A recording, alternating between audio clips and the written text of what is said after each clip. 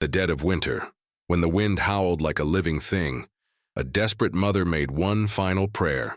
What followed was something no one in the Dakota Territory would ever forget. Thank you so much for watching and for all your comments. Let me know at the end if you liked the story and where you're watching from and why you're following this. The bitter cold wind howled across the desolate Dakota Territory plains, driving snow in horizontal sheets that stung like needles against any exposed skin. Sarah Mitchell stood at the small frosted window of her modest cabin, clutching her shawl tightly around her shoulders as she peered anxiously into the growing darkness. The blizzard had started 3 days ago, and the drifts now reached halfway up the cabin walls. The woodpile was diminishing rapidly, and her 2 babies, Emma, just 2 years old, and James, barely 6 months, depended entirely on her for their survival. "Please, Lord," she whispered, her breath forming small clouds in the frigid air of the cabin. "Send us help." It had been only 4 months since Thomas had died, crushed beneath a fallen tree while cutting wood for the approaching winter. Sarah had done everything she could to prepare, salting meat, storing vegetables in the root cellar, stacking wood, but nothing could have prepared her for the ferocity of this winter of 1880. It was said to be the harshest in living memory, with temperatures plummeting far below zero and snowdrifts taller than a man. Emma tugged at Sarah's skirt. "Mama, I'm cold," she whimpered, her small face pinched and pale. Sarah scooped her daughter into her arms, feeling the child's slight body tremble. "I know, sweetheart. Let's sit by the fire and I'll tell you a story about spring flowers and warm sunshine." She settled into the rocking chair Thomas had made when they first learned Emma was coming, drawing a thin blanket around them both. Little James slept in a makeshift cradle nearby, bundled in every piece of fabric Sarah could spare. The fire in the small stone hearth was burning low, and Sarah knew she would need to venture out to the woodpile soon. "Once upon a time," she began, trying to keep her voice steady for Emma's sake, "there was a beautiful meadow filled with wild flowers of every color you could imagine, purple and yellow and blue and red." As Sarah spoke, she mentally calculated their remaining supplies. Perhaps 3 more days of food if she herself ate very little. Wood for 2 days, if she let the fire die down during the day and only built it up at night. The cow had stopped giving milk 4 days ago, stressed from the cold and poor fodder. Their situation was becoming desperate. When Emma finally dozed off in her arms, Sarah carefully laid her daughter beside her brother and moved to add the last 2 logs to the fire. The small flame cast dancing shadows on the cabin walls as she knelt before it, closing her eyes in prayer. "God in heaven, I don't know what to do," she whispered. "I can't let my babies freeze or starve. Please send someone. Anyone." The wind seemed to answer by rattling the shutters with renewed fury, making Sarah flinch. She rose to her feet, a new determination taking hold. In the morning, she would bundle the children as warmly as possible and make her way to the woodpile.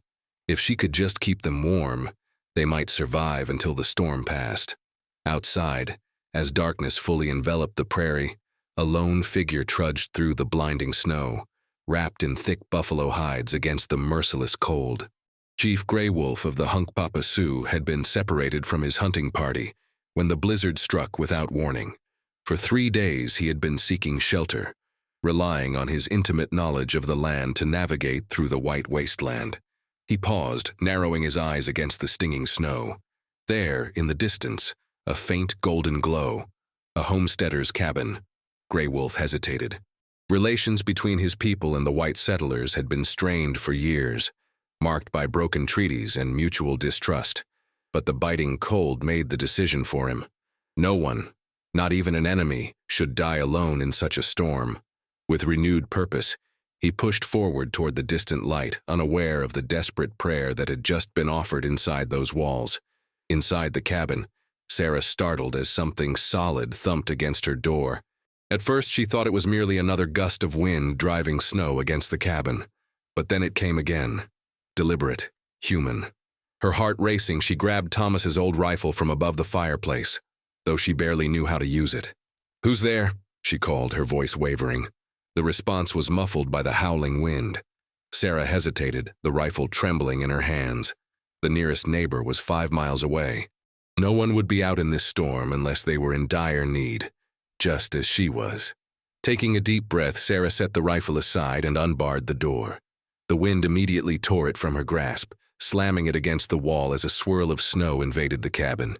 Outlined against the darkness stood a tall figure wrapped in buffalo hides, snow caked on his shoulders, and the dark braids that framed a weathered face.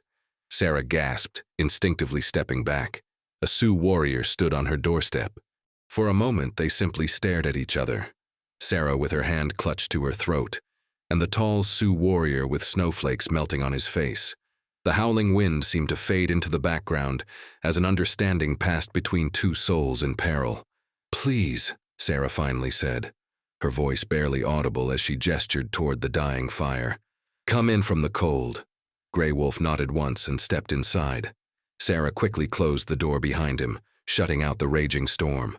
The warrior stood motionless, taking in the sparse cabin with its meager fire, the two small children bundled together, and the thin, determined woman before him. "I am Grey Wolf," he said in careful English. "Lost from hunting party. Storm too strong." Sarah nodded, still wary but desperate for any help. "I'm Sarah Mitchell. These are my children, Emma and James." She hesitated, then added, "My husband is gone." Grey Wolf understood immediately. He had seen it before. White women alone on this merciless frontier after losing their men to accident, disease, or the land itself. He removed the heavy buffalo robe from his shoulders, revealing more furs underneath, and a leather pouch at his waist. "Fire dying," he observed, moving toward the hearth. "Need wood." "There's almost none left," Sarah admitted, embarrassment coloring her cheeks. "Just what's in the woodpile outside, and I can't reach it through the drifts." Without a word, Grey Wolf redonned his buffalo robe and moved to the door. Sarah watched in confusion as he opened it, revealing the wall of swirling white beyond. "Wait," she called. "You'll freeze out there." But the warrior had already disappeared into the storm. Sarah stood by the open door, the bitter cold biting at her face as she strained to see through the darkness. Minutes passed, and anxiety gnawed at her. Had he simply left? Why would he stay to help a white woman and her children after all? Just as she was about to close the door, a dark shape emerged from the blizzard. Grey Wolf, his arms laden with wood, pushed through the snowdrifts back to the cabin. Sarah quickly moved aside to let him enter, then secured the door against the howling wind. "Thank you," she breathed, watching as he stacked the wood by the fireplace. "But how did you find it in this storm?" Grey Wolf tapped his nose. "Smell pine in snow. Follow scent." He selected several pieces and expertly built up the fire until it blazed with new life, filling the small cabin with blessed warmth. From his pouch, he withdrew a small package wrapped in hide. "Food," he said, offering it to her. "Pemmican. Good strength." Sarah accepted it gratefully. The mixture of dried meat, fat, and berries was unfamiliar to her, but she knew of pemmican's reputation for sustenance. She broke off a small piece and tentatively tasted it before nodding her appreciation. "Would you like some tea?" she offered in return. It was one of the few luxuries she had left, a small tin of black tea leaves her sister had sent from back east. Grey Wolf nodded, settling cross-legged by the fire as Sarah set a pot of snow to melt. As the water heated, Emma stirred and opened her eyes, immediately noticing the stranger in their midst. Rather than fear, her face showed only curiosity. "Are you an angel?" she asked innocently, pushing aside her blanket. "Mama said God would send an angel to help us." Grey Wolf's weathered face softened slightly. "No angel. Just man lost in storm." Emma crawled out of her bed and approached him cautiously, studying his long black hair and the intricate beadwork on his clothing. "Your hair is pretty," she declared, making Sarah tense. But Grey Wolf merely inclined his head. "Thank you, little one. Your hair like sunshine."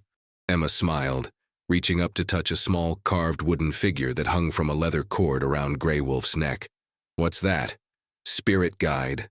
Wolf." He gently removed it and placed it in Emma's small palm. "Wolf is clever. Survives winter by wisdom and strength of pack."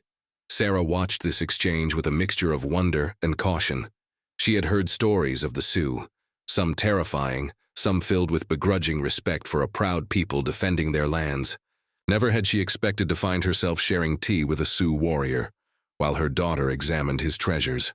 As the night deepened, Grey Wolf ventured out twice more for wood, ensuring the fire would last until morning. He showed Sarah how to place the logs to burn more efficiently, making their limited supply stretch further. From his pouch came dried meat that he shared with them, along with knowledge of which local plants, even in winter, could be brewed for tea when her supply ran out. When little James awoke crying, Grey Wolf watched quietly as Sarah tended to him, her own exhaustion evident in the dark circles beneath her eyes and the slight tremor in her hands. "You sleep," he said firmly when she had settled the baby. "I watch fire. Keep warm." Sarah hesitated, years of ingrained caution warring with her desperate need for rest. Grey Wolf seemed to understand her conflict. "My sister has 2 small ones," he said simply. "Children sacred to my people. Safe with me." Something in his steady gaze convinced Sarah. She nodded gratefully and settled beside her children on the small bed, pulling the thin blanket over them. For the first time in months, she allowed herself to fully relax, knowing someone else was standing guard against the cold and dark. Outside, the blizzard continued its assault, but inside the cabin, an unexpected peace had settled. Grey Wolf sat motionless by the fire, listening to the steady breathing of the sleeping family and the crackling of the flames. He thought of his own family in their winter camp, who would be worried for him. When the storm cleared, he would need to return to them. But for tonight he had found purpose in this strange twist of fate, protecting a widow and her children from the merciless winter. Perhaps the Great Spirit had guided his steps to this cabin for a reason. As the fire cast dancing shadows across the rough-hewn walls, Grey Wolf closed his eyes and offered a silent prayer for all souls caught in the storm's fury. Morning came with an eerie silence. Sarah awoke with a start, momentarily disoriented until she remembered the events of the previous night. She sat up quickly, scanning the cabin. Grey Wolf sat in the same position by the hearth, the fire still burning steadily. His eyes were open, alert, showing no signs of having slept. "The storm has passed," he said, nodding toward the window where pale sunlight filtered through the frost patterns. Sarah moved to the window, wiping away the ice with her sleeve. The world outside was transformed. A vast, undulating sea of white stretched to the horizon, with only the tops of fence posts and trees breaking the surface. The sky above was a clear, piercing blue, the sun glinting off the snow with blinding brilliance. "It's beautiful," she whispered, then turned to Grey Wolf with worry creasing her brow. "Your people will be looking for you." He nodded, rising to his feet. "Yes. Must go soon." He paused, studying her face. "But first, help prepare. More storms will come." The next 3 days passed in a blur of activity as Grey Wolf helped Sarah prepare for the remaining winter months. Together they dug pathways through the massive snowdrifts, creating routes to the woodpile, the small barn where her cow and 2 chickens huddled, and the root cellar partially buried beneath the snow. Grey Wolf showed Sarah how to construct snowshoes from flexible green branches and strips of hide, enabling her to walk atop the deep snow rather than fighting through it. He demonstrated traps that could catch small game even in these harsh conditions, and taught her how to identify rabbit tracks and fox trails in the pristine white landscape. "Set traps here," he instructed, pointing to a small depression near a stand of trees where animal tracks converged. "Check morning and evening. Meat will come." Sarah watched carefully as his skilled hands worked with the materials, memorizing each step. "I never thought I'd learn such things," she admitted as they trudged back toward the cabin, each carrying an armload of wood. "Back east, ladies aren't taught to trap or hunt." Grey Wolf glanced at her, his dark eyes assessing. "Here is not east. Here, must learn or not survive." He gestured toward the vast expanse of snow-covered prairie. "Land teaches those who listen." Inside the cabin, Emma had taken to following Grey Wolf like a shadow, watching intently as he repaired a loose shutter and reinforced the door against future storms. To Sarah's surprise, the normally stoic warrior showed remarkable patience with the child, answering her endless questions and occasionally demonstrating small skills: how to tell which direction the wind was coming from, how to predict weather by watching cloud formations, how to listen to the sounds of the prairie. "Why do you have those marks on your arm?" Emma asked boldly one evening, pointing to the faded scars that adorned Grey Wolf's forearm. "Emma!" Sarah admonished. That's not polite to ask. But Grey Wolf didn't seem offended. Marks of courage, he explained, allowing Emma to trace the patterns with her small finger. From sun dance ceremony. Young men prove strength, earn respect. Did it hurt? Emma's eyes were wide. Grey Wolf nodded solemnly. Pain teaches, makes spirit stronger. Later, as Sarah prepared a stew from vegetables from the root cellar and a rabbit Grey Wolf had snared, she found herself wondering about the life this man led. The newspapers and penny novels portrayed the Sioux as either bloodthirsty savages or noble, but doomed relics of a vanishing age. Neither image matched the complex individual who sat by her hearth, carefully whittling a small wooden toy for James. Your English is very good, she ventured as they ate. Where did you learn it? Grey Wolf's expression grew distant. Mission school, 3 winters. Then army come, take land, break treaties. I return to my people. I'm sorry, Sarah said softly, understanding flowing between them. Both had experienced loss, different kinds, but loss nonetheless. Grey Wolf nodded once, accepting her words. Your husband, he said after a moment. How did he die? Sarah's hand trembled slightly as she set down her bowl. A tree fell on him while he was cutting wood. He died instantly, they said. Good man, good father. The very best, Sarah whispered, tears threatening. He brought us out here because he dreamed of building something for our children, a place where they could grow up free and strong. She gestured around the modest cabin. This was just the beginning. He had such plans. Grey Wolf was silent for a long moment. Plans live in children, he finally said, nodding toward Emma and James. They carry father's dream. That night, as the temperature plummeted once again and the wind picked up, heralding another approaching storm, Sarah found herself sitting beside Grey Wolf near the fire after the children had fallen asleep. You should return to your people tomorrow, she said, watching the flames dance. Before the next storm traps you here. Grey Wolf nodded slowly. Yes, my family will fear I am lost. He turned to look at her directly. But worry for you remains.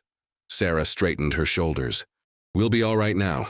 You've taught me so much and the woodpile is stocked. If I'm careful, we can make it until spring. Settler woman nearby. Other cabins. The Hendersons are 5 miles west, but with snow this deep. Sarah shook her head. I haven't seen another soul since the storms began. Grey Wolf seemed to be making a decision as he stared into the fire. Finally, he spoke. My people winter 12 miles north, in sheltered valley with tall pines. Many lodges. Warm. Safe. He met her eyes. You and children come with me tomorrow. Sarah's mouth fell open in shock. Go to your village? But would your people accept us? Some will not welcome. Some will remember old ways of hospitality. His gaze was steady. Chief Grey Eagle is my father. His word is strong. Children never turned away in winter. Sarah's mind raced. The idea was almost unthinkable. A white widow and her children living among the Sioux. Yet the alternative was months of isolation, constantly fighting the cold and hunger. Always one misfortune away from disaster. I need to think, she finally said. Grey Wolf nodded and rose to his feet. Sleep now. Decide with morning light. Sarah lay awake long into the night, weighing her options as the wind began to moan around the corners of the cabin once more. She thought of Thomas and wondered what he would want her to do. Survival had to come first. The children deserved a chance at life. But could she trust this man and his people with their safety?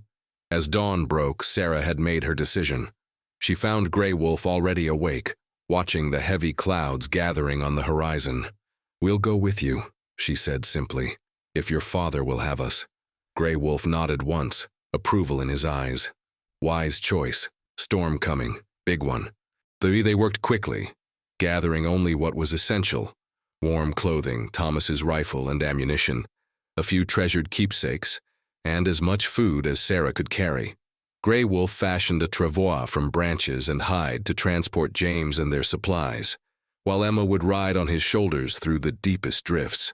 As they prepared to leave, Sarah stood in the doorway of the cabin, looking back at the home she and Thomas had built together. Tears stung her eyes, but she blinked them away. This wasn't goodbye forever, she told herself. Just until spring. Ready? Grey Wolf asked. his breath forming clouds in the frigid air.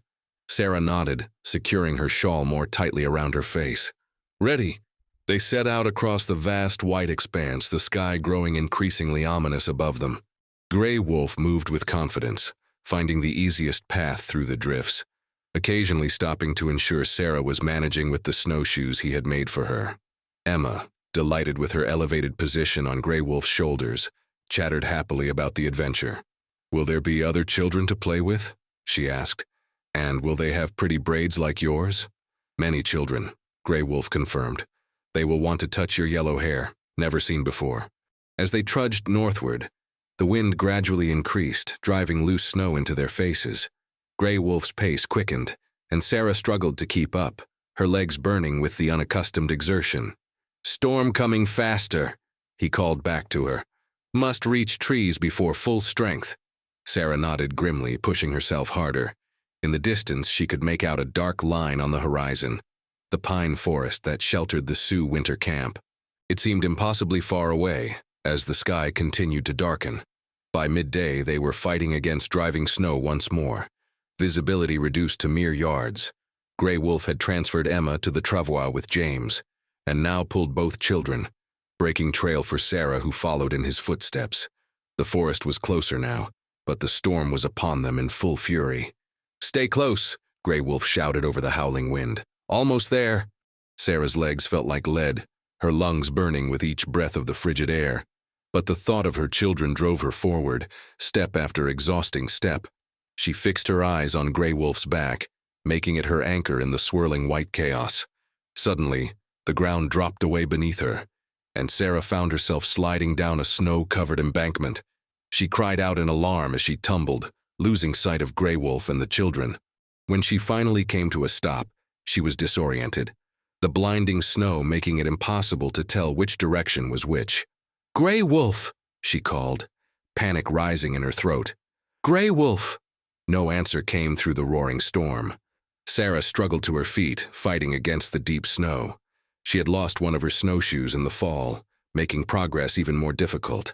Fear clutched at her heart as she realized she could no longer see the forest line. "Emma! James!" she screamed, but the wind tore the words away. Just as despair threatened to overwhelm her, a dark shape materialized through the swirling snow. Grey Wolf, his face set in grim determination, appeared before her. Without a word, he grasped her arm firmly and pulled her forward. "Children," she gasped. "Safe," he assured her. "Found shelter. Come now." Clinging to his arm, Sarah allowed herself to be guided through the blizzard. Every step was an act of faith as the world around them dissolved into a white void. Time lost all meaning. It could have been minutes or hours that they struggled forward. Then, miraculously, the assault of the wind lessened. Sarah blinked snow from her eyelashes and realized they had entered the forest. The massive pines broke the force of the storm, creating a relative haven compared to the open prairie. "This way," Grey Wolf urged, still gripping her arm. "Not far now." In through the trees, Sarah began to make out shapes, conical structures partially covered in snow. Smoke rose from openings at their tops, quickly whisked away by the wind. The Sioux winter camp. As they approached the first teepee, figures emerged, wrapped in buffalo robes and furs. Words were exchanged rapidly in the Sioux language, questions and exclamations that Sarah couldn't understand. Grey Wolf responded calmly, gesturing toward her, and then in the direction where he had left the children. Several men immediately set off in that direction while others ushered Sarah and Grey Wolf toward the largest teepee in the center of the encampment. As they approached, the hide covering the entrance was pushed aside, and an elderly man with a deeply lined face emerged, his long white hair braided with eagle feathers. Grey Wolf straightened, addressing the elder with evident respect. Though Sarah couldn't understand the words, she recognized the introduction as Grey Wolf gestured toward her. The old man, Chief Grey Eagle, she presumed, studied her with penetrating black eyes before speaking. "My son says you are a brave woman who has faced the winter alone," he said in halting but clear English. "Any who survive the White Death deserve respect." Sarah bowed her head slightly. "Thank you for allowing us into your camp, Chief Grey Eagle. My children and I are grateful." The chief nodded once. "Children are sacred. No child should face winter's hunger. He gestured toward the teepee behind him. Enter. Warm yourself, the others will bring your little ones. As Sarah ducked into the shelter, the relative warmth enveloped her like an embrace. A fire burned in a central pit. Women moved about preparing food, and curious faces, especially those of children, turned to stare at the unexpected visitor. Outside, the storm continued to rage, but within the teepee, Sarah felt a strange sense of peace wash over her. They had made it. They were safe. Minutes later, Emma and James were brought in, wrapped in thick buffalo robes. Emma's eyes were wide with excitement as she took in the unfamiliar surroundings, while James slept peacefully, unaware of the dangers they had just escaped. That night, as the storm howled across the prairie, Sarah and her children slept in the chief's teepee, guests of honor according to tribal custom. Grey Wolf had explained that his father believed their arrival was not mere chance but the work of the Great Spirit, bringing people together who were meant to help each other survive.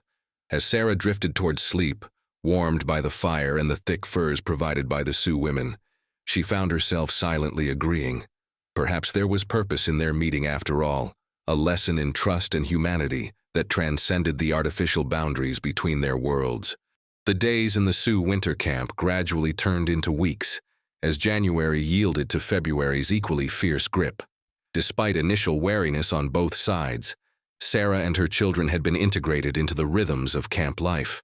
Emma quickly became a favorite among the Sioux children, her golden hair and quick laugh earning her many playmates despite the language barrier.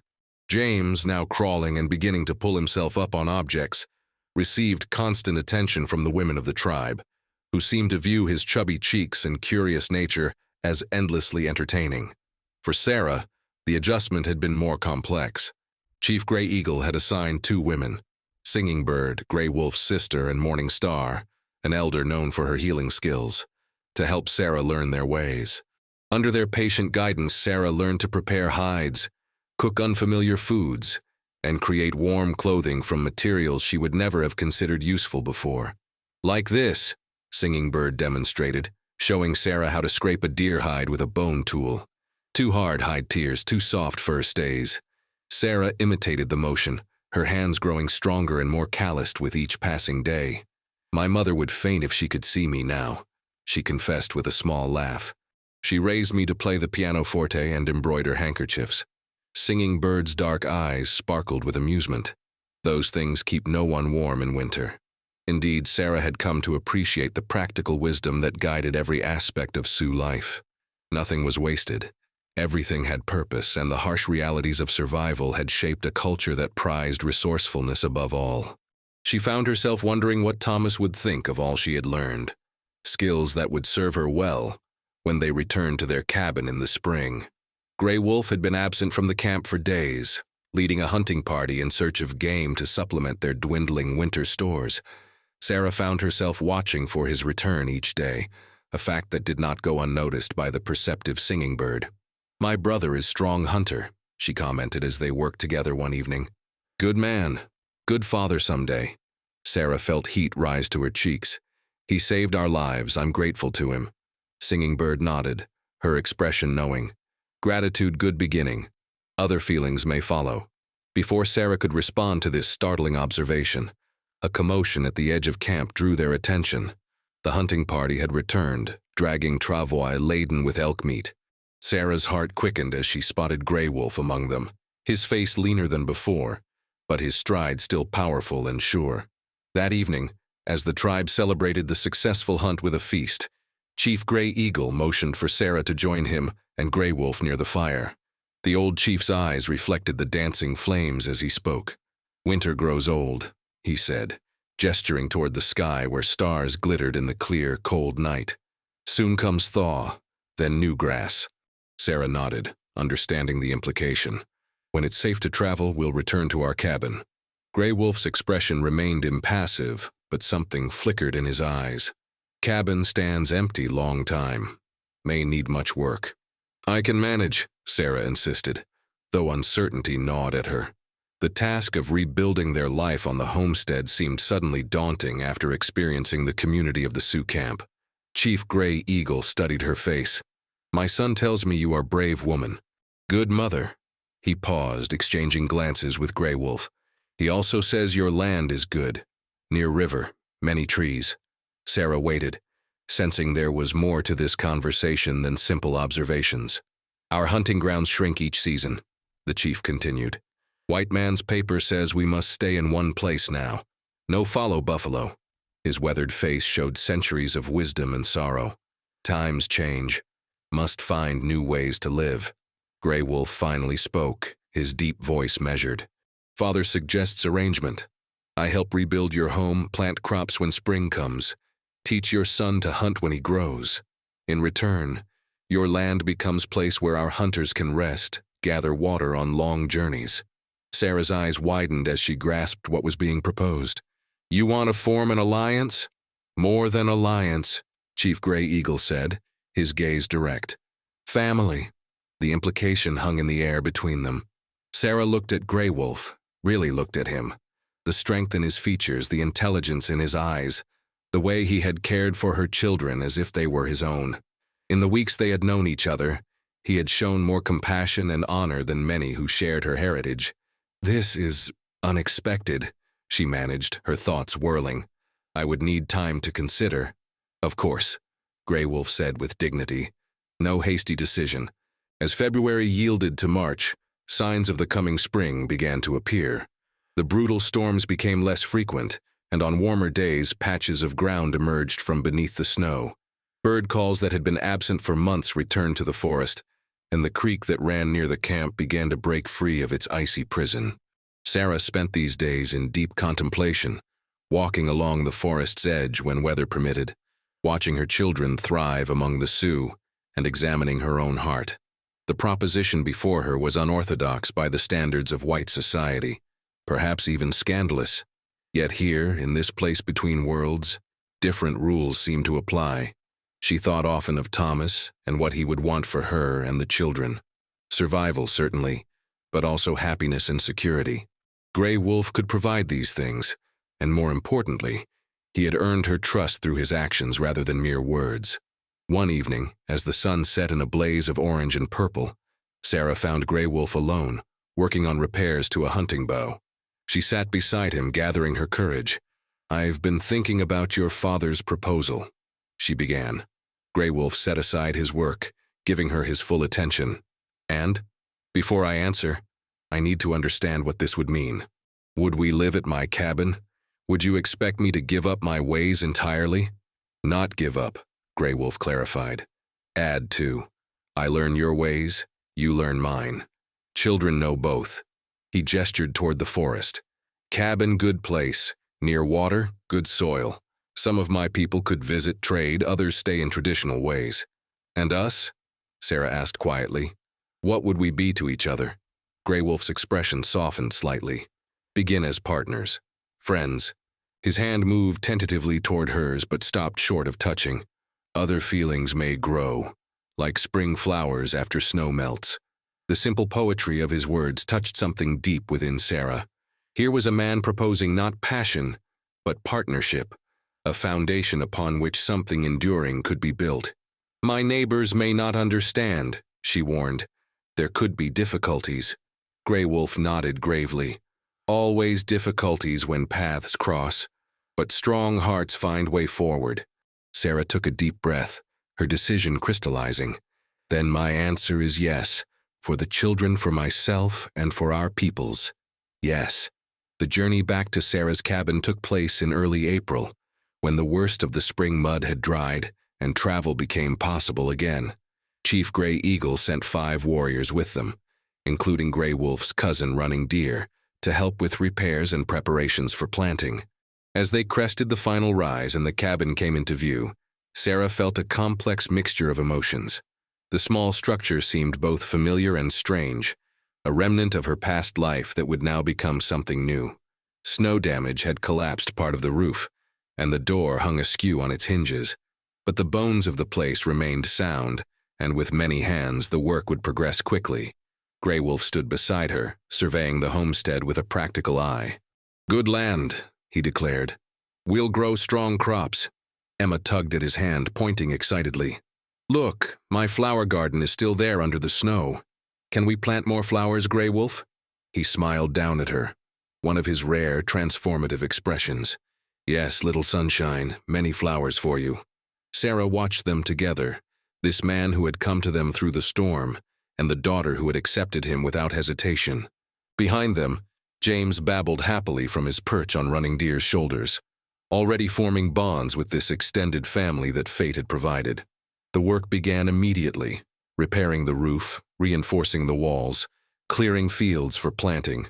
When neighbors eventually ventured by, curious about smoke from the chimney, they found a strange but harmonious arrangement. Sarah Mitchell working alongside Sioux women to establish a garden, while Grey Wolf and the warriors constructed an addition to the cabin. There were raised eyebrows and whispered conversations, to be sure. But when spring storms threatened crops and Grey Wolf's weather wisdom helped save harvests, when his hunting skills provided meat for families struggling after the harsh winter, attitudes slowly began to shift. Not among all. Some hearts remained closed, but enough to create a space where something new could take root and grow. By May, when wildflowers carpeted the prairie in explosions of color, a simple ceremony took place beside the creek that ran through Sarah's land. Part Christian prayer, part Sioux blessing. It joined two people from different worlds who had found common ground in their respect for each other and love for the children they would raise together. Chief Gray Eagle presided, his voice carrying across the newly awakened land. Great Spirit sees not the color of skin, but the courage of hearts. These two have walked through death's storm and found life's path together. Let none divide what winter's wisdom has joined. Sarah stood tall in a dress of soft deerskin, decorated with beadwork created by Singing Bird and Morning Star, who had journeyed from the Sioux camp to witness the union. Emma scattered flower petals with solemn importance, while James watched wide-eyed from Singing Bird's arms. Grey Wolf, dressed in a mixture of traditional attire and a white man's shirt that Thomas had once worn, spoke words in both Lakota and English, bridging the gap between their worlds. With these hands, I will build our home. With this heart, I will protect our family. With this spirit, I will honor our different paths that now become one. Sarah's response was equally meaningful. From the storm came shelter. From stranger came friend. From two worlds will come understanding. This I pledge before God and the Great Spirit, who are one and the same. As sunset painted the prairie gold on that spring evening, a small but significant change took place on the American frontier. Not grand enough to record in history books, perhaps, but profound in its implications. A widow and her children, a Sioux warrior with wisdom and compassion, and the beginning of a bridge between worlds that had too often clashed in blood and misunderstanding. Years would pass, and the family would grow. 3 more children joining Emma and James, carrying in their features the heritage of both their parents. Their home became known as a place of fairness and healing, where white settlers and Sioux alike could find welcome. Grey Wolf's people established a small seasonal camp nearby, trading with neighboring homesteads and sharing knowledge that helped all survive the harsh realities of frontier life.